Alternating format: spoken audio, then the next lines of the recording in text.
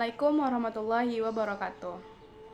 Perkenalkan, nama saya Fevi Nursanjaya Pratiwi dengan NIM 2302010045 dari Fakultas MIPA dan Kesehatan jurusan Keperawatan kelas 1A2. Akan menjelaskan tentang sistem muskuloskeletal dengan dosen pengampu Nurse Isnaniar SKEP MKEP. Baiklah, sebelumnya sudah tahu apa itu sistem muskuloskeletal? Sistem muskuloskeletal yaitu sistem yang terdiri dari tulang, otot, jaringan ikat, saraf, dan persendian. Sistem ini berperan penting dalam gerakan tubuh. Oleh karena itu, bila sistem muskuloskeletal terganggu, kemampuan dalam bergerak dan melakukan aktivitas pun bisa terganggu. Yang pertama, kita akan membahas tulang. Tulang adalah bagian yang tidak terlihat dalam tubuh manusia, namun perannya sangat signifikan dan tak bisa digantikan. Salah satu fungsi tulang yaitu sebagai tempat melekatnya otot sehingga tubuh dapat bergerak dengan normal. Jika manusia tidak memiliki tulang, tubuh tidak akan mungkin bergerak, bahkan tak mampu untuk berdiri dengan tegak. Nah, seperti di gambar, tulang manusia itu terdiri dari banyak tulang. Ada tengkorak, tulang rahang bawah, tulang selangkang, tulang leher, tulang belikat, tulang dada, dan lain-lain hingga ke kaki. Tulang menurut bentuknya terbagi menjadi 3 macam. Ada tulang pendek, contohnya tulang pangkal kaki, ruas tulang belakang, pangkal lengan. Sedangkan tulang pipa, contohnya tulang paha, tulang kering, pengumpil, hasta, dan tulang betis. Yang ketiga tulang pipih, contohnya tulang rusuk, tulang tengkorak, dan tulang belikat. Yang kedua ada persendian. Sendi adalah hubungan antar tulang. Nama lain sendi atau persendian adalah artikulasi, dan sendi merupakan tempat bertemunya dua tulang maupun lebih. Nah, seperti di gambar, ada macam-macam sendi. Ada sendi putar, sendi peluru, sendi gulung, sendi engsel, sendi pelana, dan sendi luncur. Sendi putar adalah kemampuannya untuk menggerakkan tulang dalam gerakan memutar dari tulang lain. Contohnya seperti tulang leher. Sendi putar ini membuat bagian kepala bisa bergerak memutar. Lalu ada sendi engsel. Sendi engsel adalah sendi yang memungkinkan terjadinya pergerakan satu arah saja. Biasanya sendi engsel ini hanya bisa diluruskan atau ditekuk. Sendi engsel ada pada tulang lutut dan tulang siku. Lalu ada sendi putar.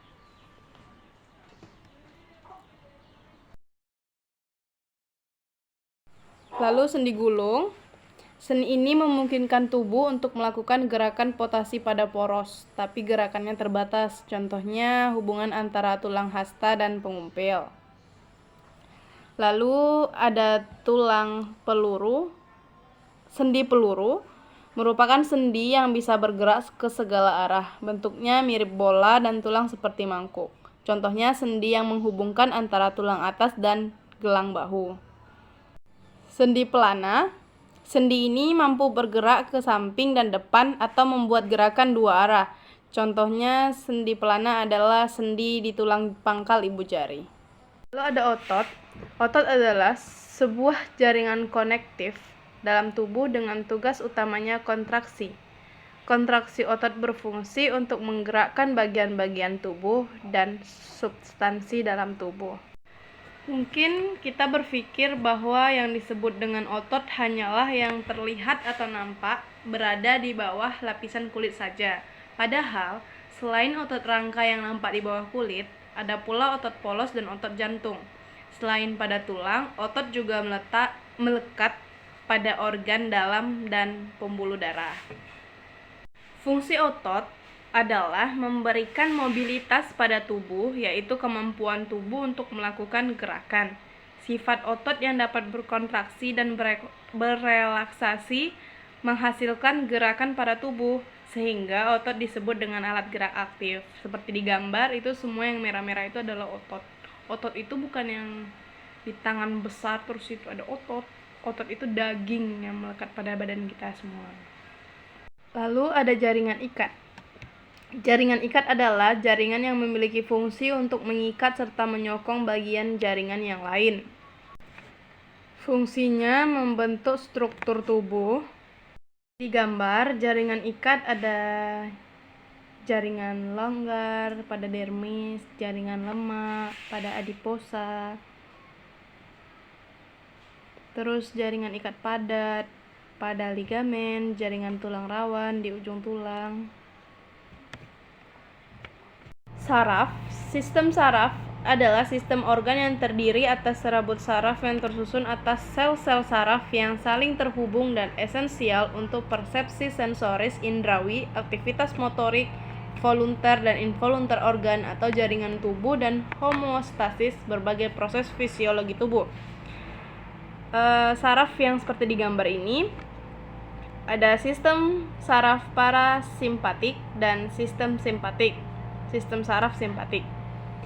Saraf parasimpatik ada menyempitkan pupil, menghasilkan air liur di tenggorokan, menyempitkan saluran pernafasan di paru-paru, memperlambat detak jantung di jantung, dan lainnya. Sedangkan saraf simpatik yaitu melebarkan pupil, mengurangi produksi air liur, melebarkan saluran pernafasan, mempercepat detak jantung, dan lainnya.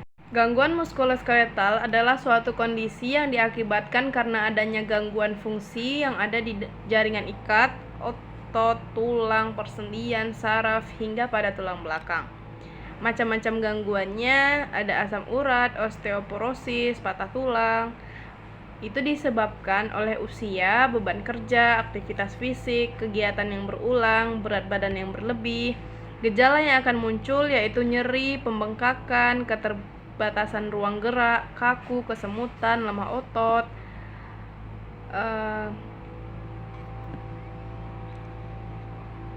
Pantangan makanannya untuk gangguan muskuloskeletal adalah kacang-kacangan, jeroan, makanan kaleng, santan kelapa, bayam, makanan laut, daging merah seperti daging sapi, daging kambing, daging domba. Tips untuk mencegah gangguan muskuloskeletal adalah menerapkan gaya hidup sehat mulai dari sekarang. Latihan, penguatan, dan pergerakan secara teratur untuk membantu menjaga tulang sendi dan otot tetap kuat. Pertahankan postur tubuh yang baik untuk mencegah sakit punggung. Usahakan untuk meminimalkan gerakan berulang. Terima kasih. Assalamualaikum warahmatullahi wabarakatuh.